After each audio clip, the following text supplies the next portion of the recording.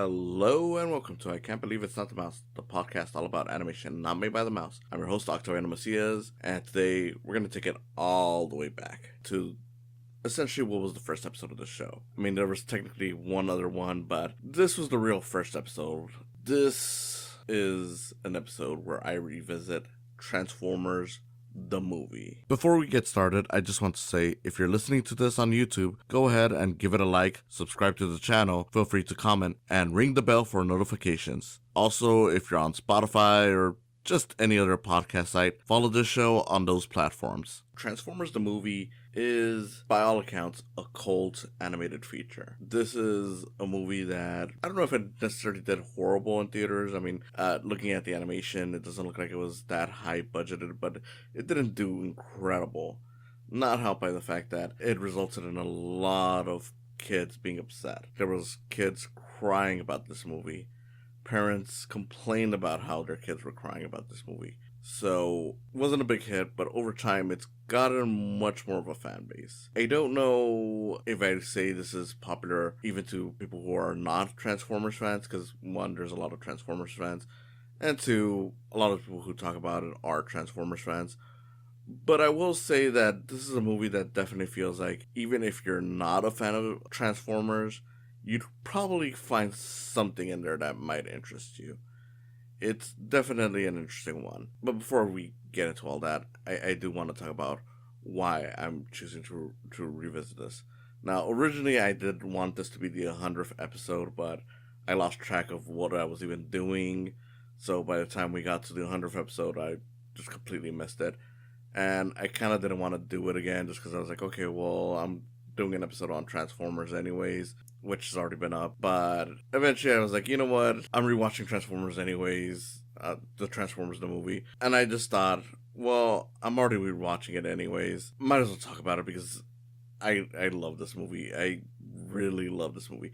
It's dumb, it's stupid, it's cynical, it's clearly a cash grab, and yet it's kind of amazing. It's smarter than it needed to be, despite the fact that it wasn't even attempted to be smarter. It was definitely something that was just stupid, but it's just so damn brilliant. For those of you who maybe never saw my original video, and to be fair, I didn't even bother going back to it, so I may be repeating stuff because obviously I'm talking about the same movie again. The simple premise is pretty much this. If you're familiar with Transformers, you already know the whole Autobots versus Decepticons. In this movie, it takes place in the future from the original show, in the year 2005, where the main kid from the original show is already an adult and has his own kid, but while they do factor into the movie, they don't have as much impact as the kids do in like the live action Transformers movies, which is kind of funny to me. So instead, we're pretty much saying like, okay, this is where the Autobots are at this moment in time. The Decepticons are essentially winning the war, but the Autobots are making one last break for them to win the battle. Unfortunately, the Decepticons, led by Megatron, launch a surprise attack, resulting in the deaths of many classic Transformer characters. Even the leaders of both sides die, Optimus and Megatron. Not really a spoiler, this is very well known amongst people who know about this movie. And even if you hadn't seen this movie, this is likely one of the things that you probably heard about. Yes, within the first 20 minutes of the movie, Optimus and Megatron are killed off. A little longer than that, but that's generally where it happens. As a result, the movie is very much the story of two different war factions trying to survive and trying to see how they can move on from the deaths of their leaders, which I think is interesting, and I'll get to in a bit. And things get worse once it's introduced that there's another party involved here, which is this giant planet-sized transformer known as Unicron, often portrayed as like the devil or like the greatest evil in Transformers lore. Here, while he is definitely on the evil side, it's kind of interesting because he's just portrayed as this thing that is going around eating planets. And the only reason why he's even against the Autobots is because they have the one thing that can destroy him, a thing known as the matrix of leadership.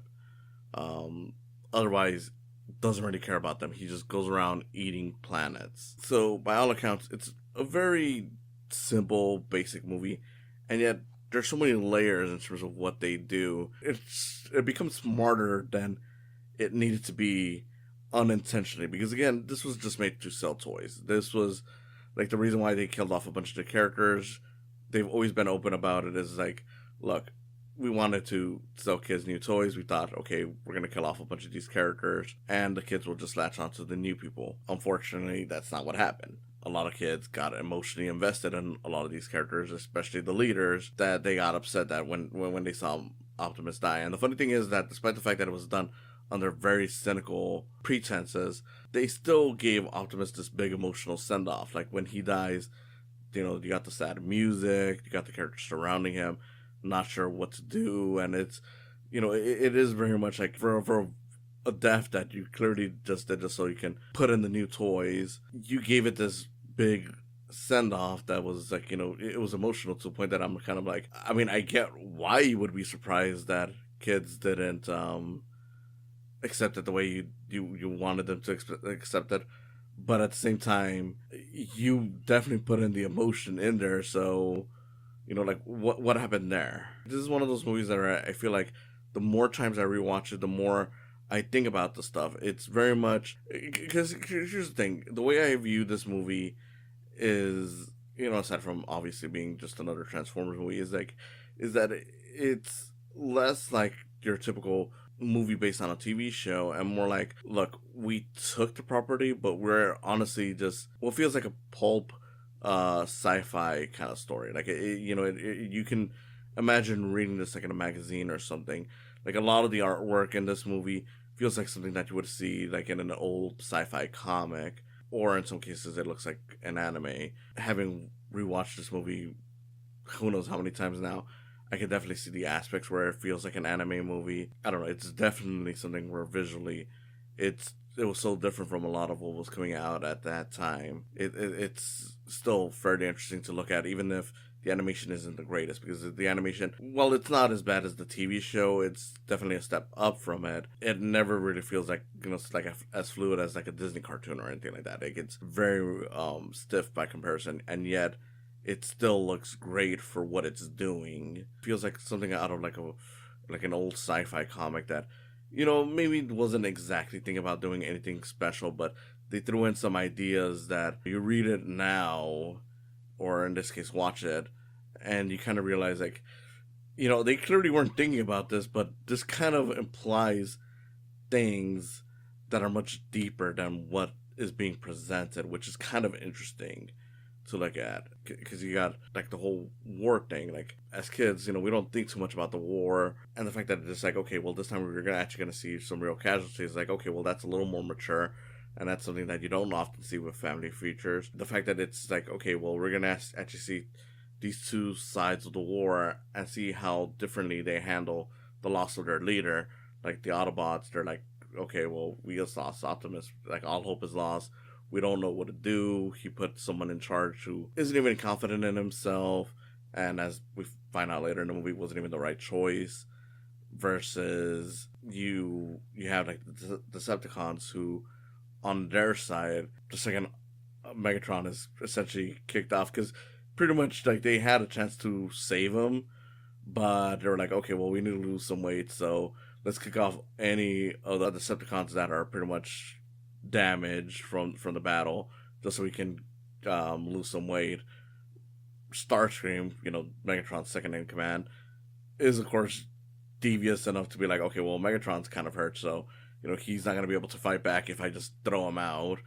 And as a result, they're like, okay, well now we need a new leader, and they each start fighting for it. So it's like you got the side that cares about the leader and doesn't know what to do next, and then you got the side that doesn't really give a shit about who's in charge. They just each want to be in charge. And while it seems cartoonish to think about it, it's like, well yeah, there are different types of people, like in terms of how they react to the loss of some kind of leadership. Like it doesn't even have to be about war. So that's kind of interesting. Again, it's interesting that the movie's villain is Unicron, this planet-eating transformer who's like, well, yeah, he's evil in the sense that he, eats planets, but at the same time, if he needs to eat planets in order to survive, you know, I don't know, like, what does that mean? Like, it feels like something that they weren't thinking too much about, yet it feels like something completely out there because it's just like, he's evil, but in a way he kind of isn't. And of course they do, of course make it clear that he is evil, but in a real world standard, it's like, I mean, he's at the end of the day just another creature who needs something to eat, and this is what it ends up being. Fascinating stuff. Fascinating stuff.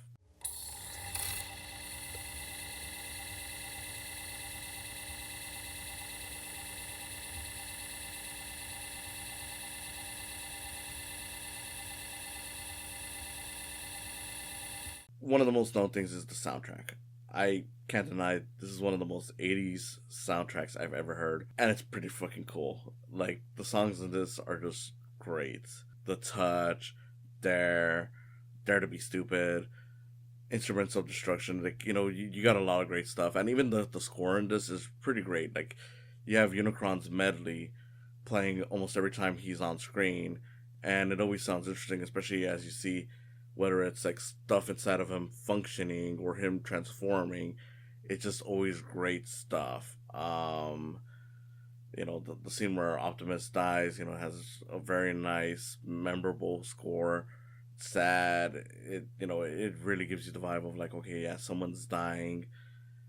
It's just a bunch of great stuff. And again, I had to wonder how much of this was like, actually planned, because the score is kind of random when you get right down to it. Well, not the score, but the soundtrack. And as it is, The Touch wasn't even intended for this movie to begin with. It was a song that was intended for a Sylvester Stallone movie. I believe it was Cliffhanger. I could be wrong, but I know that it was intended for a Sylvester Stallone movie. They were just like, okay, we don't want this, so they took it over. And I don't know, it's interesting Transformer stuff. The Touch, of course, was eventually featured in the live action movies with Bumblebee. Not a very great use of it, if I'm honest, but it's still nice to see that it eventually got in there. And that in and of itself, like, even if the rest of the movie was as dumb as what the people making this intended it to be, I think the music itself could have even still made it something that is worth watching. Because the thing is that I still remember the way I was introduced to this movie was, of course, aside from being a Transformers fan, was eventually seeing a lot of people, like, this was back around 2005, 2006, pretty much. It was before the first live action movie. We're starting to list it as like one of the all-time great animated features or something. Like, I probably wouldn't go that far, but it's still one that I love dearly, and I can see why others might put it in their list. And this kept on popping up, and I was like, oh yeah, this is a lot better than it had any right to be, and all this stuff. And I'm like, okay, so I'm curious. I mean, as one, I'm already a Transformers fan, and two, the fact that people are giving it this high praise just makes me want to seek it out. And thankfully, around that time, they were releasing it for like the 20th anniversary DVD. I got it, and it was definitely one where I'm like, yeah, I mean, it's a little slow, if you're into like more modern animation and whatnot, you're gonna have to readjust yourself and remember, like, okay, well, this is like an 80s animated feature, not a Disney one, so like the animation is a little more stiff. The action is cool looking, but it's not gonna be this fast paced thing. It's pretty much what you would expect action animation from that time period to look like. But once you get that initial thought out of the way, I feel like it gets a lot better. In fact, I remember the first time I watched it, it was kind of like, yeah, this is kind of boring, but it's kind of cool in parts. And then the subsequent times where I would start watching it, it's like, okay, this is getting a lot better than I remember. And just little stuff, connected with me a lot more and more. Like, I've brought it up before. I thought it was kind of cool how they have this phrase that is like a universal greeting as a way to basically tell other people, like, hey, we're your friends. Don't hurt us, and hey, we'll help you if you help us. Which is basically Bawi Grana Nini Bong. Ridiculous phrase, but it is cool to think, like, hey, what if we did have something where we could communicate with, like, people from other planets, like even if we've never met them before, like if we try it and they understand what we're saying, they'd be like, "Oh yeah, we're cool too." I think that would be a nice little way. Like it's sci-fi, but it would be like a nice idea, like an ideal for the universe. Like, hey, no matter where you are, no matter what language you speak, as long as you know this one phrase to indicate that you're safe and you're friendly, the other party should know, and you can work together, be good, help each other out, or maybe only they help you because maybe you're lost. I don't know. It doesn't matter. And of course, they do highlight in the movie like, hey, it won't always work, but just because it won't always work doesn't mean that it isn't worth trying. Like with anything in life, and I think that's cool. Again, you get a lot of visuals that are very much like out of a sci-fi comic from like the 50s or something. I think it's great stuff. It helps create this world because I feel like with Transformers, like a lot of people often only think about it as like, okay, well, here's the robots and whatnot, and here's like metal planets and things like that, and in this you definitely see like more things. Like there's these beings called the quintessons. They're like these tentacle robots. Very interesting stuff. Like they have their own court system where essentially whether you're innocent or guilty, it doesn't matter because you're pretty much dead. We see other robotic planets to the point that, yeah, it's a little weird that they have the human characters here. Like I said, they have the original human kid now as an adult. His name is Spike, and then they have his son Daniel.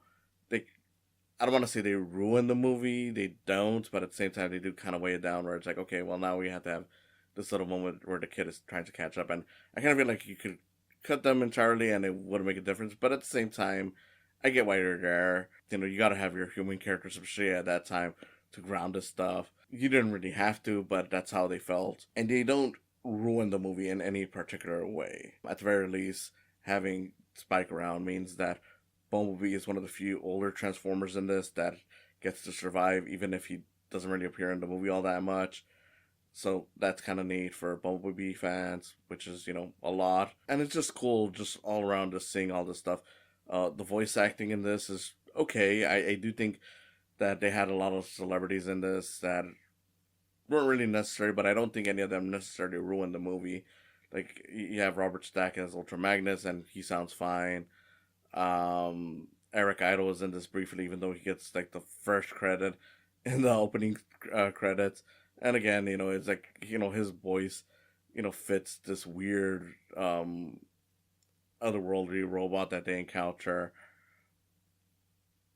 Like the one that probably stands out the most for anyone is Orson Welles, who plays Unicron, and they definitely had to modify his voice because he was already dying by the time this movie was getting made. It definitely sounds weird. Well, definitely sounds very different.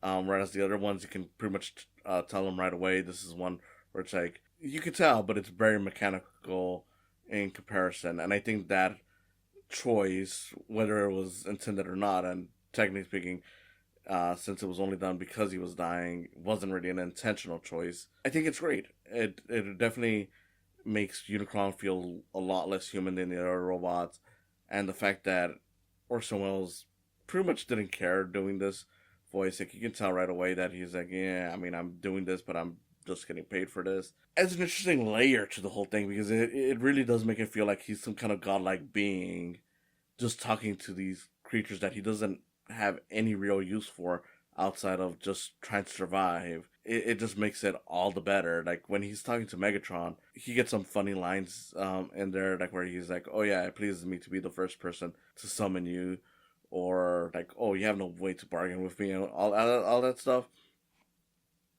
Because of the fact that he is as uncaring as he is in his delivery, it kind of fits Unicron being uncaring to Megatron and uncaring about his plight and just being like, look, you're just here because I need someone to protect me from one little thing, but realistically, you're nothing but a termite to me. You're useless. Even on this mission, you're pretty much useless to me, but you do have one specific use, so you're not entirely useless, I guess. I love that. I love how that goes around, and this is just the entire tone throughout the movie that he has, and yeah, the deaths in this, like going back to that, are entirely gruesome. Like when you see Autobots dying from like the surprise attack at the start of the movie, you actually see like the lights go off from like their eyes and stuff like that, and it's just like, man, this movie is brutal and uncaring about a lot of stuff. And again, it's like, it's amazing that they thought that this was not like it wouldn't matter to kids, because it's like, well, you spend a lot of time with killing these characters and it feels intense. It's definitely not something you see in animation anymore, especially for family features. It just feels like this had to have been made at that specific time period for it to have worked the way it does. Because at the end of the day, it is a very messy movie. I would, like, I'm not big on star ratings or anything like that, but out of like 5 stars, I would probably at most give it 3.5 stars, and that's mostly acknowledging all the silly stuff that I do like. And despite that, I still love the movie so much. I love it more than some movies that I consider almost perfect by comparison, just because it's such an interesting movie and the way it goes about doing everything. It's Transformers the movie. I don't know what to say. I'm probably repeating myself from the first time I saw it, or maybe I'm not. I don't know, but I feel like, revisiting this was definitely something that I had to do, especially for the show. I would have loved to have revisited this with one other person, but I'm hoping that just by myself, you can get the gist that, okay, even if I'm repeating certain things, I do have an actual love for this movie, and I do highly recommend you watch it, even if you're not a Transformers fan, as long as you keep an open mind and understand that, yes, the movie is technically not the greatest thing around, but it's the ideas that make it so interesting. It's definitely more out there than your average animated feature. It's got things in there that feel more mature than whatever it's trying to be. It's got just themes and moments that feel like, yeah, this is dumb, but think about it for a little bit, and you might find yourself thinking that's kind of interesting, even if you don't spend a whole afternoon thinking about just an idea that it throws out. You might just find yourself thinking, that's pretty cool, that's pretty interesting. I kind of wish that they had tackled it a bit more, but even if they didn't, it's interesting that they even tackled it at all, because not everyone is talking about these kinds of things. And I think that's pretty cool. Thank you for listening, and I hope to see you again next time. Megatron? Is that you? Here's a hint. Thanks for stopping by. Go ahead and follow this channel. Subscribe, like, and comment. Ring the bell for notifications. Go ahead and also follow my podcast, and give some love to my Patreon account while you're at it. It's www.patreon.com/saicams. Again, thanks for stopping by, and I hope you come back for more in the future.